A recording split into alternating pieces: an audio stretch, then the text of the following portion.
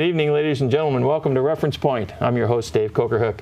This evening, we're going to have a conversation with Kee Lee, who is the executive director of you're going to have to tell me again. I can't just the county's Office of Supportive Housing. The Santa Clara County Office of Supportive Housing. Thank you. About a year ago, we had a conversation here with Jennifer Loving and Supervisor Mike Wasserman about the homeless situation in Santa Clara County. And Kee is here to sort of do a follow-up with us because there have been some very exciting and interesting developments. And so we want to talk about that this evening. So Kee, thank you so much for coming over here for the show today. I really appreciate your joining us. My pleasure, Dave. So tell us a little bit about what your organization does, your particular department, right, and how long you've been there and that sort of thing. So. Sure. So I've been with the county since 2008 and in this position since 2011. In 2014, the Board of Supervisors formed the Office of Supportive Housing, which is an office that is really tasked with implementing the board's policies around alleviating homelessness and increasing the supply of affordable housing, especially for populations with special needs and who are extremely low income. Mm-hmm. So our office, the Office of Supportive Housing, is the kind of convener or coordinator of all homeless services in the county. We partner with the cities, we partner with the Housing Authority and the community-based organizations. So this is a relatively new division then. You said 2014 that they put it in place. So before that, was it sort of everybody's doing their own thing and a little haphazard, or what happened there?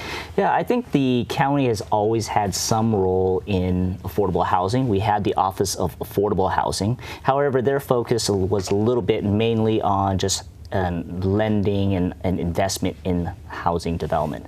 Our office is more focused on first homelessness, and then two, creating housing opportunities for the populations that our county safety net departments serve. So, for example, counties are responsible for providing specialty mental health services. Right. So it's mental health services for individuals who have a serious mental illness and who are on Medi-Cal. Right. And so a part of our job is to ensure that we have the right type of housing and services to support that population. Okay, got it. So as far as the homeless population for our county goes, one of the things that I remember from our conversation with Jennifer and the supervisor last time was that the city of San Jose, as a city, had a surprisingly high homeless population relative to other cities of its size. Is that correct? Yeah, I think Santa Clara County as a whole has an extremely large homeless population. The Department of Housing and Urban Development basically tracks the homeless population across the United States. Mm-hmm. And there, I think, are 47 or 48 what we call large or major city continuums of care. Mm-hmm. And Santa Clara County is in that bucket. And we are consistently in the top 5 or 10 in every category of homelessness. Really? Yeah, whether it be chronically homeless individuals, homeless youth. Surprisingly, we are not in the top 10 for homeless families. And that's a good thing. Yeah, that's good. There was some information that was on the website, and we've got a graphic. We're talking about the population. The homeless census graphic had, and there was a chart here that we've got, and they're going to be showing it on the screen here, of over years, 2004, 2007, 2009, how the number has actually decreased. We've seemed to have had some positive impact of reducing the net number of homeless population in the county, and in a time when the overall population of the county is growing. Mm-hmm. So that's a good thing, yeah? Yes, absolutely. But we certainly have a ways to go. Yes. Every 2 years or so, counties and communities are required to do a point-in-time and survey. Mm-hmm. And so that's when we go out in the community and try to essentially count how many homeless people there are. So how many people are in our shelters and transitional housing programs, how many people are living on our streets. And so in 2015, in January of 2015 was the last time we did that, and we saw that between 2013 and 2015 there was a 14% reduction in the number of homeless individuals in Santa Clara County on any given night. So that's a positive change. You know, is it absolutely 14% reduction? Who can tell for sure? Right. But hopefully it's an indicator that some of the programs and services that we're implementing are having an impact. So when they're talking about that, they're looking at, they're doing the survey, it's the total homeless population, not necessarily just the chronically homeless, or it could be someone who, for whatever reason, you know, their apartment burned down and they're living on the streets for a few weeks until they can get a new thing going or something like that. I mean, that would encompass pretty much anybody, right? Right, absolutely.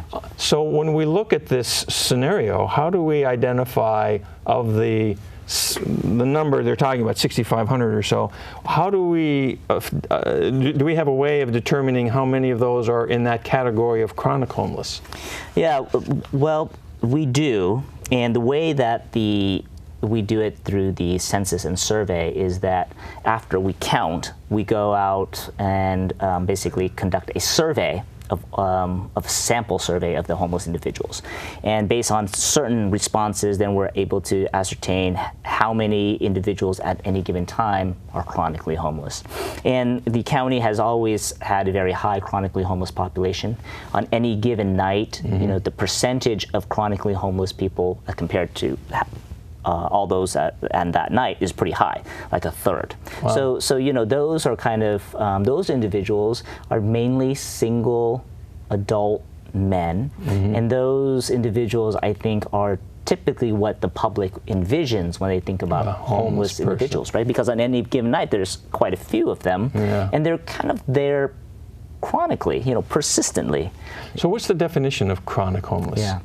Well, you know, there is a very technical HUD definition, but essentially what we're talking about is individuals who are homeless for a long period of time, 12 months or more in a year, and or have, you know, 4 or more episodes in 3 years. And the key here is that they have a severe and persistent disabling condition that inhibits their ability to obtain and maintain housing. So it's that disabling condition, a health condition, a mental health condition, a substance abuse condition that really makes someone chronically homeless. Got it.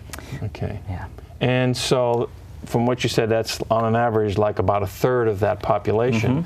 And you were showing me something early, just a little bit before the show, which was some statistics and data that I hadn't seen that we have on I think our third graphic that talks about the dollar spent per year in servicing the homeless, and the percentage of individuals that represent the highest part of that spending and stuff like that. Can we talk a little bit about that information? Yeah, absolutely. I think for years, the way we captured information about homeless individuals and families was through the homeless management information system. So you come into a shelter, we collect some information about you. We also go out and do an account.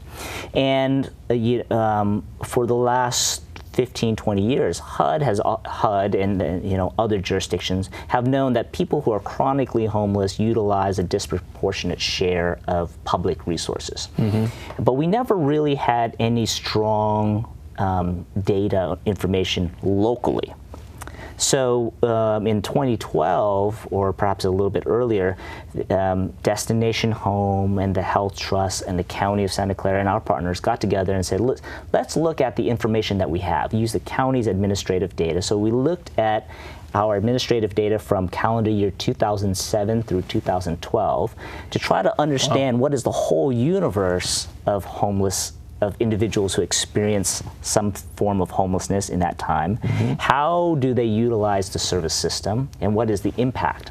And what we found is that in a given year, in that time frame, that people who experience some form of homelessness used about $520 million worth of services. Wow. Now, I'm sorry, go ahead. Those services would be what? They would be emergency rooms, they would be outpatient medical services, they would be using the jail service, you know, using medical services in the jails. So using public services, public safety net services.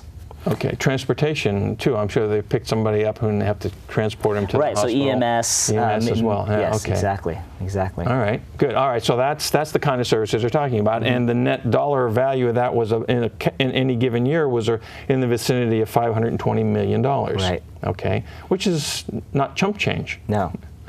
Yeah, it's not, and as you can see in the graphic, you know, the vast majority of those services fall in the healthcare, 53%, and the justice system, 34%. Right. You know, and moreover, what we found is in the report that we call it the Home Not Found: Cost of Homelessness in Silicon Valley. This was released in, I think, June of 2015, and it's on the website. We can send you the information. But what we found, very similar to other jurisdictions, is that, you know, in this time frame, 6-year time frame, there are about 104,000 individuals who experience some form of homelessness.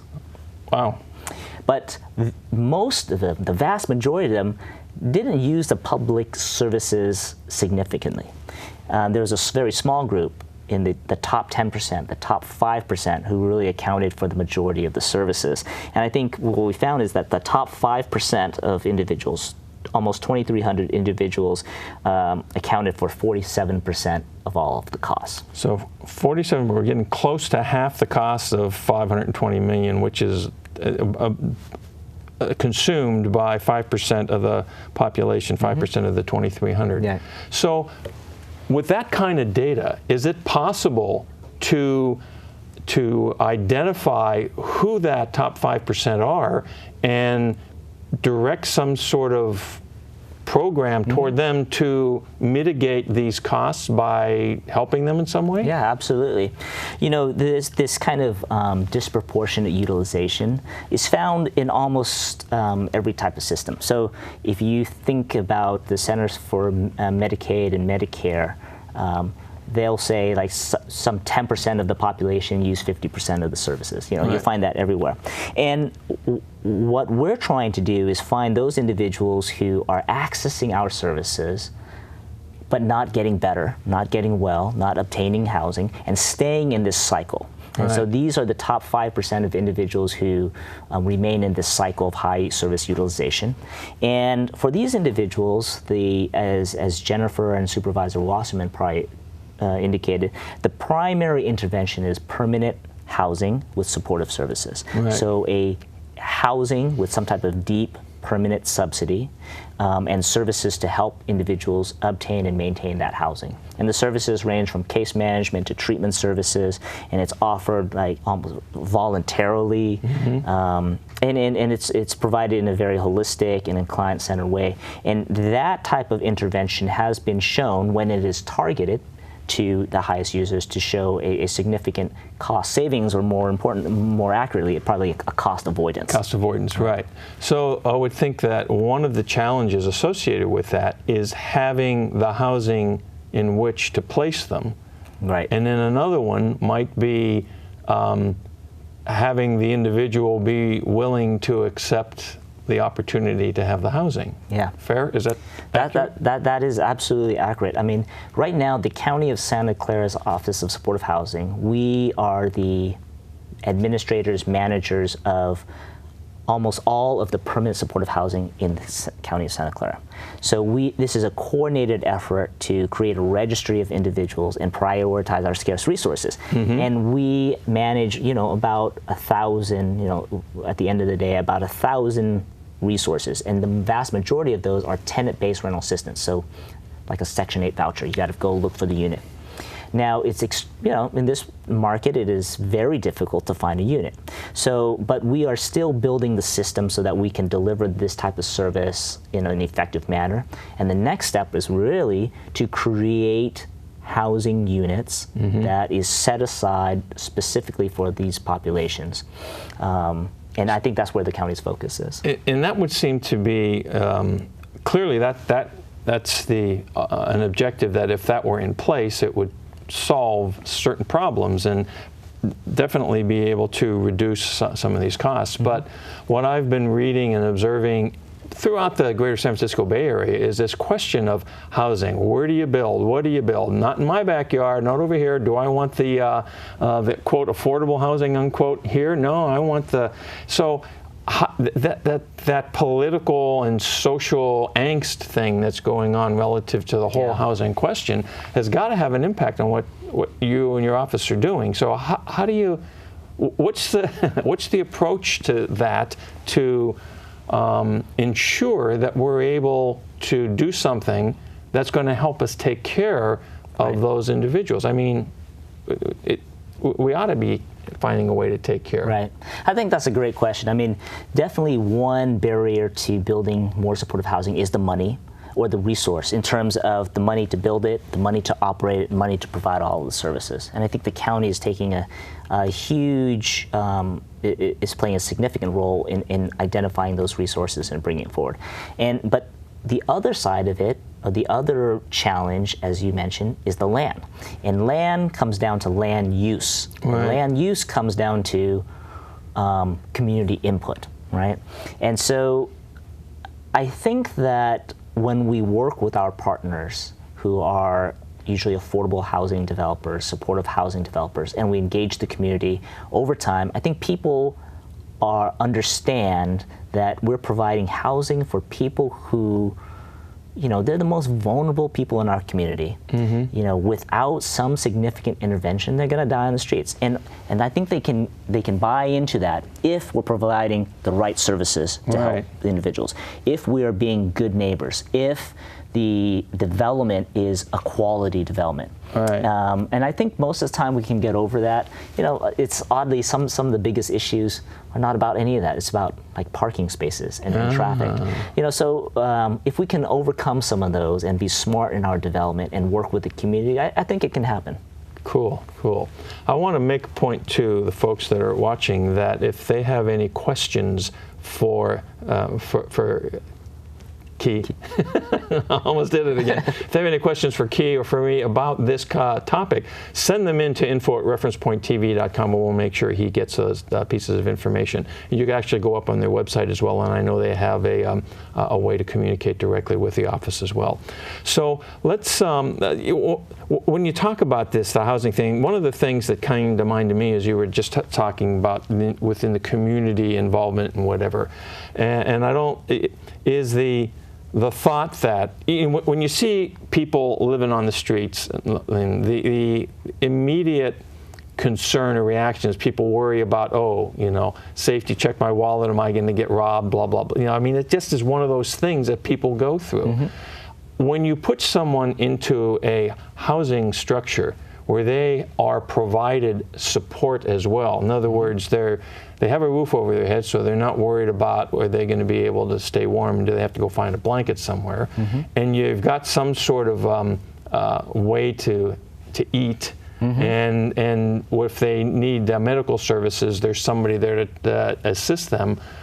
You're, I would think, eliminating that crime potential from to a large degree. Am I correct about that? Yeah, I think you're absolutely right. I think what we're providing is a housing opportunity, right? So when an individual gets housed, they're paying rent, right? They're paying a portion of whatever income they have.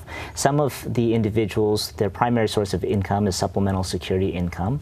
So, you know, and because they have these disabling conditions, and so they're paying rent, they're renters. They, as long as they follow the property rules, then, you know, they are residents just like everybody else.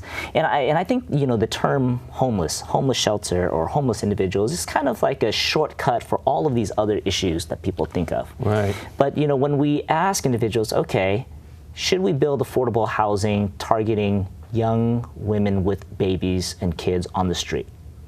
People say yes, absolutely, you got it. Do we want to provide housing for homeless veterans who've been homeless since Vietnam War, or, you know, homeless now coming home from Iraqi freedom? Yes, right? So it's when we talk specifics, when we talk about the individuals and not generalizations, I think people really understand. Now, having said that, I do think the initial gut reaction is, you know, not here, I don't want this. But I think when you communicate with people, then we really you can really get down to. So what do the individuals who you're speaking to, who are those that are currently homeless, when you go and you say, here's this opportunity, what are the reactions that you get? Yeah. So, you know, Jennifer, probably a year ago, she was probably talking a little bit about the Housing 1,000 campaign, right. the countywide goal to house 1,000 chronically homeless people. And in that campaign, we were targeting the most vulnerable, the most long-term homeless. Guys, women, been out there 20 years, 15 years, 18 years, etc. And to a person, if you give them an opportunity really to get into permanent supportive housing, they say yes. You know, I don't have the specific statistics, but to a person, I don't think anyone turns us down. The only time we're not able to really help someone is perhaps because they have a serious mental illness that is currently untreated, and the level of those symptoms, the severity of their condition, does not warrant us allow us to provide, you know, put them in a temporary psych hospital or something like that. Yeah. So it's really, if we're able to engage with someone, and sometimes it takes a long time, you know, they're going to want housing, and it's going to take them some time to adjust, perhaps, and we might have to house them in one location for a while and then move them or something like that. But you know, over 80% of the time they get housed and they stay housed for at least 12 months. And what's the follow-up kind of? You help someone, they say, yes, now we have a place for you, Fred, here you go.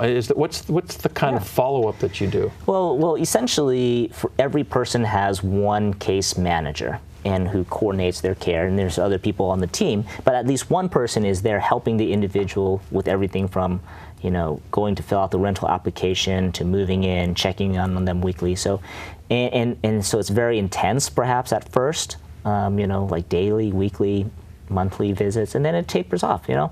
This is voluntary services. People get better. You know, some people like to use the term housing is, you know, a treatment intervention. You know, when you have people who are seriously mentally ill or have, you know, severe substance abuse disorders or other health conditions, yeah, you can kind of treat some of the symptoms out there on the street, but you can't really tackle the issues if they're worrying about what they're going to eat. So you have to provide that housing stability, and from that foundation, all of this, you know, treatment services occur.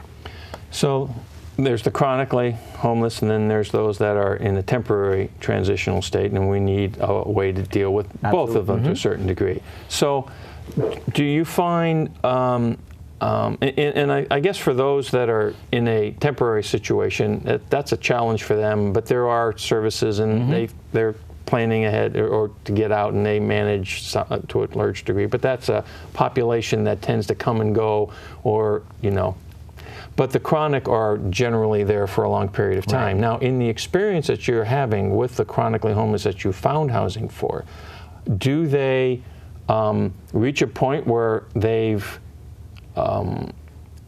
graduated, shall we say, to a point where they don't necessarily need that housing offering? They can get a place on their own?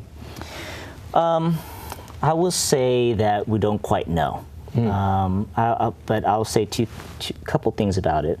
The first is that we get people into housing, we do a good job of getting people stable, they get to a certain level of recovery, but we don't have great programs and systems in place to really take that recovery to the next level.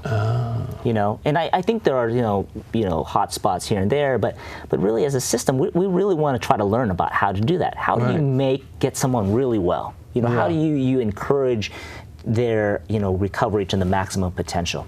We want to learn, and the board just provided us some funding to kind of test some things out. So that's one piece. We don't quite know. But that actually makes some sense because of focusing what we had to focus on at this point. Now you got that. Now what's the next level of problem that you need to deal with? Right. So that makes sense. Okay. Right. And then your other point. Yeah, and which I don't remember right now. So. That's what you get for my interrupting, huh? Okay, so let's talk a little bit. We got a few minutes left here, just a few minutes. And I wanted to talk about what it is that people can do to contribute to the motion to solve this problem. So what are some of those things that people can and should do? So I think, you know, generally a lot of people think about how they can alleviate immediate suffering. So most people give to homeless shelters, volunteer at shelters, food kitchens, and I think that's an important piece, you know. But as organizations, as individuals, the community should know that the way to end homelessness for individuals and our systems is housing, and housing that is affordable and available to the most vulnerable and needy in our community. So anything that we can do to help individuals, so perhaps church groups or churches can sponsor or provide sanctuary to one individual or one family. But also to recognize that the lack of affordable housing affects all of us. And so to be aware of the housing policies in our community, to think about how our elected officials are approaching the housing solution, whether they are promoting affordable housing for the whole community, you know, for all income ranges, and what we're doing about that, and are we making good land use decisions. All those things are important. And so next time someone wants to build an affordable housing project for homeless veterans or seniors or whatever, you know, try to understand what's going on, and then speak your concerns, but also speak about the possibility. I think that's the way. We have to work on this together, and we have to talk to each other. So it's engagement really is what you're talking about, it seems to me, because you mentioned earlier that when you actually sit down and you get into specifics discussing things with people, they say, well, that does make sense, I understand. But when you're looking at it from a macro level, it looks like a problem that you may not be able to solve, or you don't, you miss, when you miss the specifics, it doesn't feel like it's a real person you're talking about. Right. So that makes a lot of sense. So I guess what we're trying to tell the people is that don't put blinders on. Okay, recognize that there is a problem. Recognize that we are making strides to solve that problem, but we are a long way from completion. And be willing to engage with the various projects and things like that, so you can assist. Fantastic. Well, Kay, it's been great to have you here. I really appreciate your coming and bringing us up to date on what's going on, and some of the statistics are really fantastic. So I want to thank you again for coming. Appreciate your putting the time in for this. Ladies and gentlemen, hope you got something useful information out of this, and that you will think about it. And if you have any additional questions, do send them to us, and we'll make sure we get them answered for you. And then we'll see you next time on Reference Point.